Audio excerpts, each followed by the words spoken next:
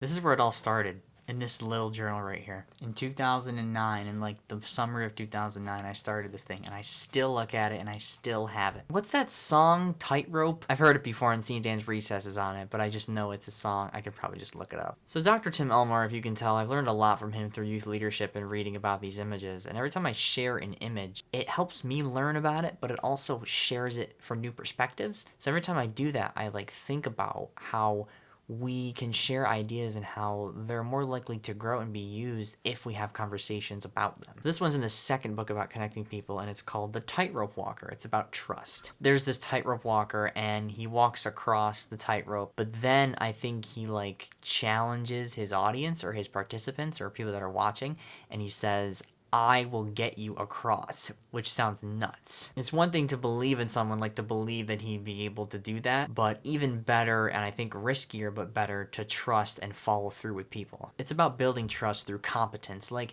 is there a difference between being followed as a leader and being liked as a friend? Like, is there a difference in that? If leadership operates on a basis of trust, then is trust still there with a huge number of followers? And I think to some degree it probably is, but maybe that's a lot of people believing, but maybe not trusting. I think about this with the projects I do, and when I was in school and I did a lot of great things with great people, like clubs wise and events wise, popularity like doesn't always equal leadership. Like I don't know if the trust always is genuine because of that. This gets into the fame and greatness discussion too. The principles of this image is primarily that leadership builds trust through providing the scarcest resource, the value that is available or that the group wants. And sometimes the scarcest resource is trust. Like trust is something that is not so readily available maybe, and maybe that trust helps us not feel alone in what we're doing. In this image journal, I would draw symbols next to things based off of the book, so like triangles for stories or examples, and the tightrope walker in here is Blondin, Blondin, if you want to look up the story. I actually haven't looked it up. And I guess the scarce resource is provided when the leader is able to round people up